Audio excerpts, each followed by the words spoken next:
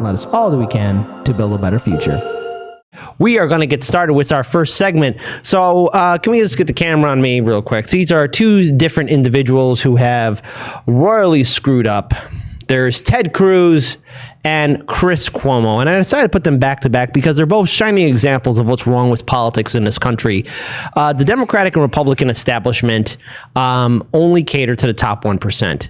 The GOP and DNC are friends with each other, and there's this one common thing that they have. They keep screwing over their constituents. There's this situation in Texas where Ted Cruz is in Cancun, and then you got Governor Chris Cuomo, whom everyone was saying was a leader and somebody who was leading, but it turns out he wasn't leading anything at all and was willing to turn a blind eye to the deaths that were happening in senior citizen homes in New York City.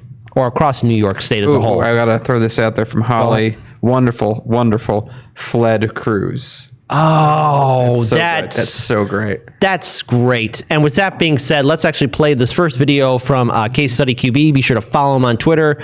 This has to deal with good old lying Ted Cruz. He's been totally shamed, exposed for going full Trump.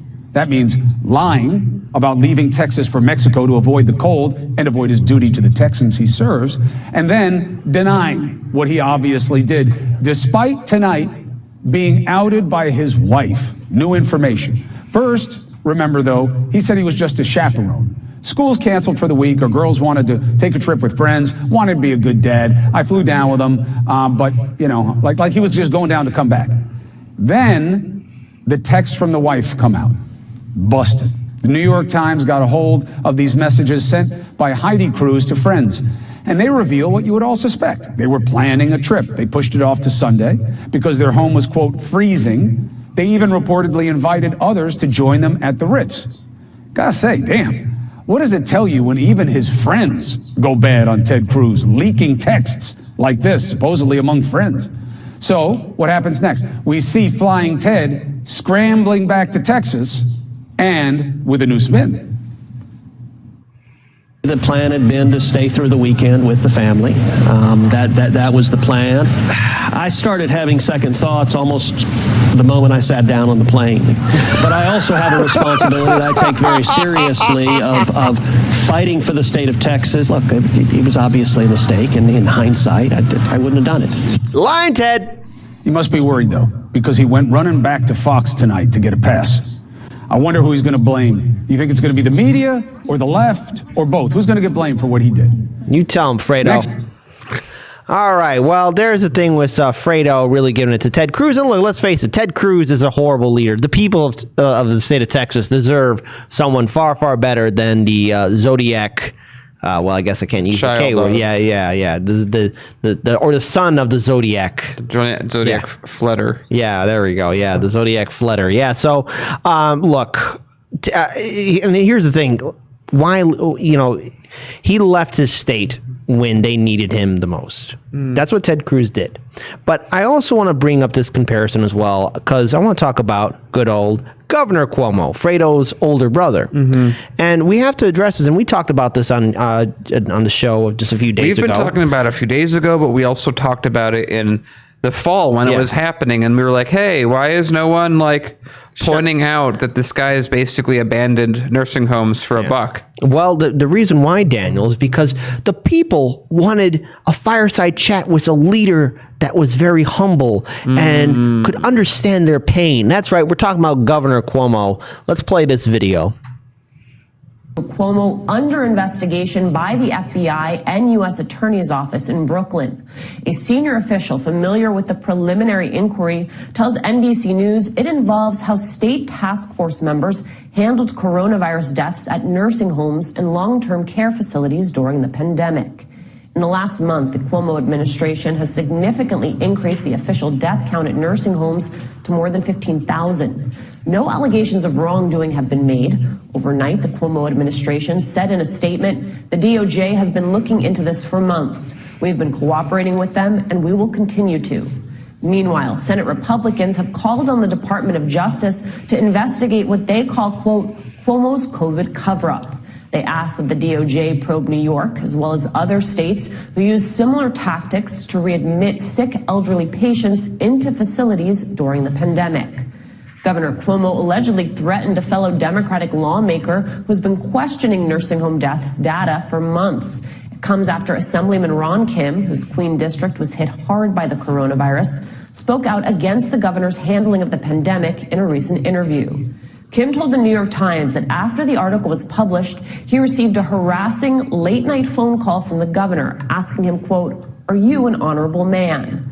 According to Kim, Cuomo yelled for 10 minutes, threatened to publicly tarnish his name, and urged him to issue a new statement clarifying the remarks. Wow. Spokesperson for the governor's Sounds office like a leader. refutes Kim's Humble. claims. Humble, compassionate. In a phone call with reporters yesterday, Cuomo That nice said the fireside two men chat. had a, quote, long and hostile relationship. And Assemblyman Ron Kim will be a guest on Morning Joe next hour. Still ahead. All right, let's pause. All right, let's just address something here real quick.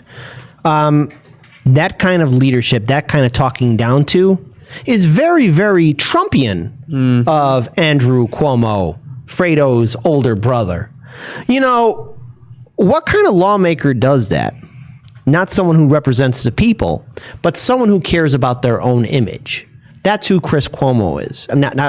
Correction, Andrew Cuomo. I get them both confused, but they're both. Speaking of that, we have a super chat tied to right on that issue. Yeah, actually, yeah. Shout out to Roger Meadows. Thank you for the $2 super chat. You said Chris.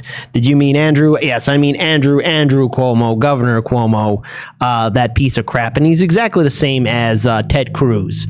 Both of them are politicians. They're professional liars, and they've been in power for far too long.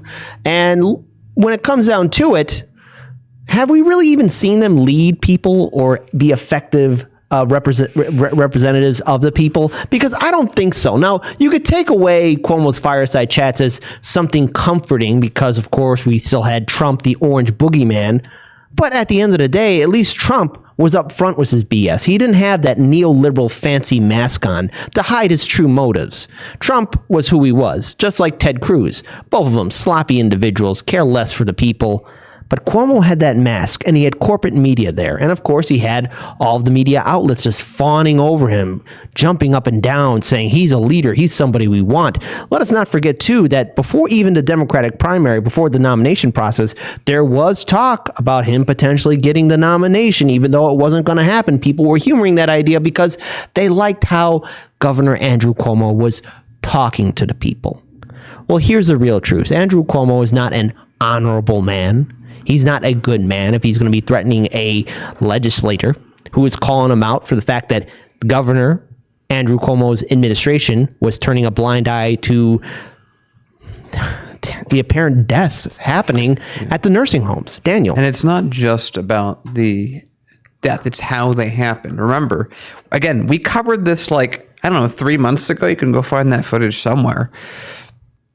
It was pretty straightforward to us back then. People in the nursing homes were dying. They weren't given adequate protection.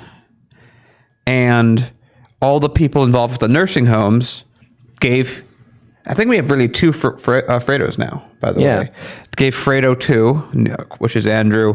I think it was like $100,000, $500,000, $1 million in campaign donations. And then he made them liability proof for the deaths that happened. And now he's being caught with, let's be real, what the news is covering him doing right now is like the lesser charge, which is then taking the death toll numbers and deflating them and then threatening someone who is trying to expose it.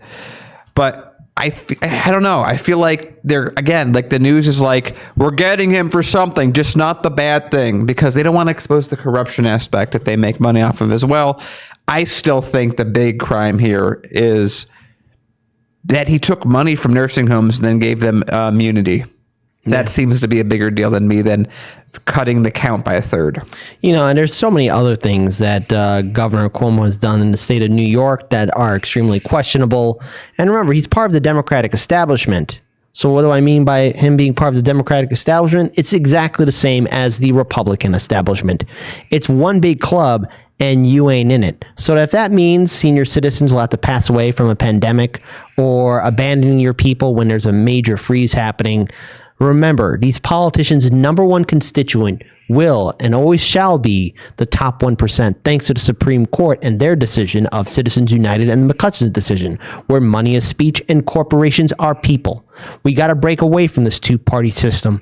Now more than ever, we need to look at alternatives. And I'm on board of not reforming the Democratic Party or Republican Party.